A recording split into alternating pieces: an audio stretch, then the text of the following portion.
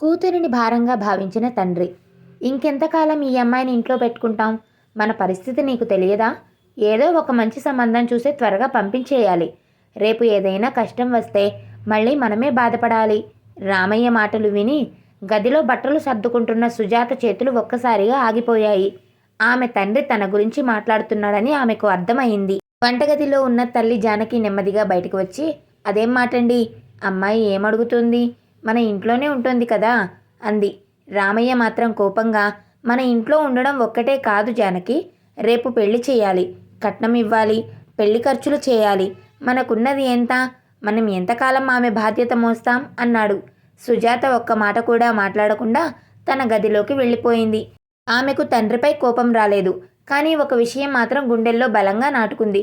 నేను నా నాన్నకు నిజంగానే భారమా? ఆ రోజు నుంచి తనకు కావాల్సిన వస్తువులు అడగడం కూడా మానేసింది. కొత్త చీర కావాలన్నా, చిన్న అవసరం వచ్చినా తల్లిని అడగలేదు. నా కోసం మళ్ళీ నాన్న ఖర్చు పెట్టకూడదు అనుకుంది. కొన్ని నెలల తర్వాత రామయ్యకు ఒక సంబంధం వచ్చింది. అబ్బాయి పేరు మురళి. చిన్న ఉద్యోగం చేస్తున్నాడు. కుటుంబం పెద్దగా ఆస్తిపాస్తులు లేవు. కానీ మొదట మాట్లాడినప్పుడు వాళ్ళు పెద్దగా కట్నం అడగలేదు. అందుకే రామయ్య వెంటనే పెళ్లికి ఒప్పుకున్నాడు. సుజాత మాత్రం మురళితో మాట్లాడినప్పుడు, నాకు పెద్దగా ఏమీ అవసరం లేదు, మనం ఇద్దరం కలిసి కష్టపడితే చాలు అన్న మాట విని కొంచెం ధైర్యం తెచ్చుకుంది. పెళ్లి రోజు దగ్గర పడుతున్న సమయంలో రామయ్య ఒక్కసారి ఆమెను పిలిచి, అమ్మా, నీ పెళ్లి బాగా జరగాలి, అందుకే కొంచెం అప్పు చేస్తున్నాను అన్నాడు. సుజాత వెంటనే, నాన్న, నా కోసం అప్పు చేయకండి, సింపుల్గా పెళ్లి చేసేయండి అంది. రామయ్య కోపంగా, నువ్వు నా కూతురివి, నీ పెళ్లి కూడా సరిగ్గా చేయలేకపోతే నేను తండ్రినని ఎలా చెప్పుకోగలను అన్నాడు. ఆ మాట విని సుజాత కళ్ళల్లో నీళ్లు వచ్చాయి. చిన్నప్పటి నుంచి తనను భారంగా భావించిన తండ్రి ఈ ఒక్కసారి తన పెళ్లి కోసం ఇంతగా ఆలోచిస్తున్నాడని ఆమెకు సంతోషమేసింది. కానీ ఆమెకు తెలియదు, రామయ్య చేసిన అప్పు కేవలం పెళ్లి ఖర్చుల కోసం కాదు, అతను తన కొడుకు చేసిన ఒక పెద్ద తప్పును కూడా దాచిపెడుతున్నాడు. పెళ్లి అయి సుజాత మురళి ఇంటికి వెళ్ళిన మొదటి కొన్ని నెలలు బాగానే గడిచాయి. మురళి ఆమెను ప్రేమగా చూసుకునేవాడు. కానీ ఇంట్లో ఉన్న మురళి తల్లి కమలమ్మ మాత్రం రోజురోజుకి మారిపోయింది. ఒకరోజు సుజాత వంట చేస్తుండగా, నీ పుట్టింటి వాళ్ళు ఏమిచ్చారు? కనీసం ఇంటికి ఉపయోగపడే వస్తువులు కూడా లేవు. మా అబ్బాయి జీతంతో ఎంతకాలం ఈ ఇంటిని నడుపుతాం అంది. సుజాత మౌనంగా ఉండిపోయింది. మరో రోజు తన పుట్టింటి నుంచి ఫోన్ రావడంతో తల్లితో మాట్లాడుతుండగా, కమలమ్మ, ఇక్కడికి వచ్చి నెలలు అవుతున్నాయి, ఇంకా పుట్టింటి మీదే అంత ప్రేమ అని వ్యంగ్యంగా మాట్లాడింది. సుజాత బాధపడింది. కానీ మురళికి ఏమీ చెప్పలేదు. ఎందుకంటే అతను మధ్యలో ఇబ్బంది పడకూడదని అనుకుంది. ఇంతలో మురళి పనిచేస్తున్న కంపెనీ మూతపడింది. ఒక్కసారిగా అతని ఉద్యోగం పోయింది. ఇంట్లో డబ్బు లేకపోవడంతో సమస్యలు పెరిగాయి. కమలమ్మ మాత్రం ప్రతిరోజు సుజాతను నిందించడం మొదలుపెట్టింది. నువ్వు అడుగుపెట్టినప్పటి నుంచి ఈ ఇంటికి కష్టాలే అని చెప్పేది. సుజాత ఎన్నిసార్లు కన్నీళ్లు పెట్టుకున్నా మురళి ముందు మాత్రం నవ్వుతూనే ఉండేది.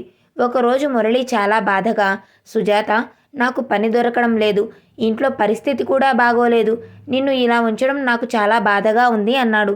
సుజాత అతని చేతిని పట్టుకొని, మనిద్దరం ఉన్నంతకాలం మనం ఓడిపోలేదు, ఏదో ఒక మార్గం చూసుకుందాం అంది.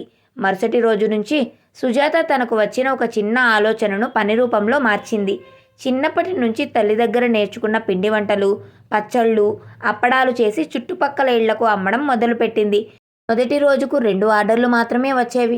కొన్నిసార్లు చేసినవి అమ్ముడుపోకుండా ఇంటికి తిరిగి తీసుకురావాల్సి వచ్చేది.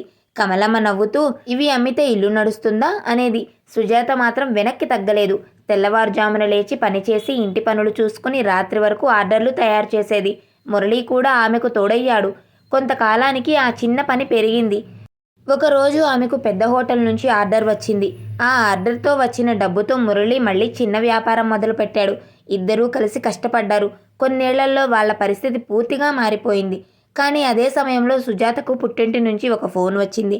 తల్లి ఏడుస్తూ, అమ్మా, నీ నాన్న దుకాణం పోయింది. రవి చేసిన అప్పులన్నీ ఇప్పుడు నాన్న మీద పడ్డాయి. అప్పు ఇచ్చిన వాళ్ళు ఇంటిని కూడా తీసుకుంటామని అంటున్నారు అంది.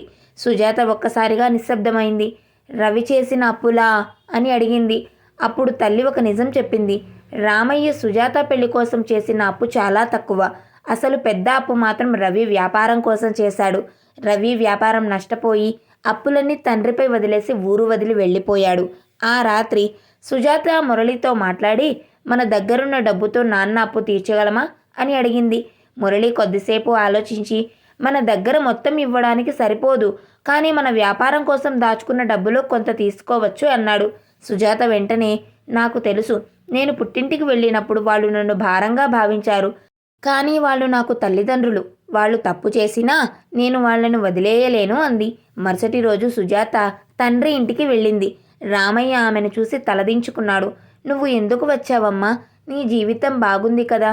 మా కష్టాలు చూసి మళ్ళీ నీ మీద భారం పెట్టుకోవడం నాకు ఇష్టం లేదు అన్నాడు. సుజాత నెమ్మదిగా అతని పక్కన కూర్చొని, నాన్న, మీరు ఒకప్పుడు నన్ను భారంగా భావించి పెళ్లి చేసి పంపించారు. కానీ నేను మిమ్మల్ని ఎప్పుడూ భారంగా భావించలేదు. మీరు నాకు జన్మ ఇచ్చారు. నేను ఇప్పుడు మీ కష్టాన్ని చూస్తూ వెళ్ళిపోతే నేను మీ కూతుర్ని ఎలా అనిపించుకోగలను అంది. రామయ్య కళ్ళల్లో నీళ్లు తిరిగాయి. అమ్మా, నేను నిన్ను చిన్నప్పటి నుంచి తప్పుగా అర్థం చేసుకున్నాను. నీ పెళ్లి చేసి పంపితే నా బాధ్యత అయిపోతుందనుకున్నాను. కానీ నువ్వు వెళ్ళిపోయిన తర్వాతే నాకు అర్థమైంది. కూతురిని ఇంటి నుంచి పంపించవచ్చు, కానీ తండ్రి గుండె నుంచి పంపించలేమన్నాడు. సుజాత ఆ రోజు తన దగ్గరున్న డబ్బుతో తండ్రి అప్పులో కొంత తీర్చింది. మిగిలిన అప్పును తానే చూసుకుంటానని చెప్పింది. కానీ ఆమె తండ్రికి డబ్బు ఇవ్వడమే కథ ముగింపు కాదు. తన తండ్రి చేసిన తప్పు మళ్ళీ జరగకూడదని ఆమె ఒక నిర్ణయం తీసుకుంది. రవి తిరిగి ఇంటికి వచ్చినప్పుడు సుజాత అతనితో, నాన్న కష్టపడి సంపాదించిన డబ్బును తీసుకుని పారిపోవడం సులభం, కానీ మనం కుటుంబం అయితే బాధ్యత కూడా పంచుకోవాలి అని చెప్పింది. రవి తన తప్పును అంగీకరించి మళ్ళీ కష్టపడతానని మాట ఇచ్చాడు. కొంతకాలానికి కుటుంబం మళ్ళీ నిలబడింది. ఒక సాయంత్రం రామయ్య తన కూతుర్ని పక్కన కూర్చోబెట్టుకొని, సుజాత, నువ్వు పుట్టినరోజు నాకు గుర్తుంది. అప్పుడు నేను కొడుకు పుట్టలేదని బాధపడ్డాను. నిన్ను పెంచడం ఖర్చు అని అనుకున్నాను. పెళ్లి చేసి పంపిస్తే ఒక బాధ్యత తీరిపోతుందని అనుకున్నాను. కానీ ఈరోజు చూస్తే నా జీవితంలో నేను సంపాదించిన ఆస్తి ఏదైనా ఉంటే అది నువ్వే అన్నాడు. సుజాత నవ్వుతూ, నాన్న, మీరు నన్ను భారంగా భావించిన రోజును నేను మర్చిపోలేదు. కానీ ఆ మాటను నా జీవితానికి శాపంగా మార్చుకోలేదు. అదే మాటను నాకు బలంగా మార్చుకున్నాను అంది. రామయ్య ఆమె చేతిని పట్టుకుని కన్నీళ్లతో, నిన్ను నేను పంపించిన రోజు నా కూతుర్ని కోల్పోయాననుకున్నాను. కానీ ఈరోజు అర్థమైంది. నిన్ను పంపించిన నా కూతురు నాకు దూరం కాలేదు. నువ్వే తిరిగి వచ్చి మా ఇంటిని నిలబెట్టావు అన్నాడు. సుజాత తండ్రి భుజంపై తలవాల్చింది. ఆ రోజు ఆమెకు ఒక విషయం పూర్తిగా అర్థమైంది. ఆడపిల్లను భారంగా భావించి పెళ్లి చేసి పంపించవచ్చు, కానీ ఆమెకు ఇచ్చిన ప్రేమ, ఆమె పెంచుకున్న ధైర్యం, ఆమె జీవితంలో సంపాదించిన స్థానం, వాటిని మాత్రం ఎవరూ ఆమె నుంచి తీసుకోలేరు. నీతి: కూతురికి పెళ్లి చేసి పంపించడం తల్లిదండ్రుల బాధ్యత ముగిసినట్లు కాదు. కూతురిపై నమ్మకం ఉంచి ఆమెను గౌరవంగా పెంచితే ఒకరోజు అదే కూతురు తన పుట్టింటికి బలంగా నిలబడుతుంది. ఒక ఆడపిల్ల భారం కాదు, ఆమెను భారం అనుకునే మన ఆలోచనే అసలైన భారం.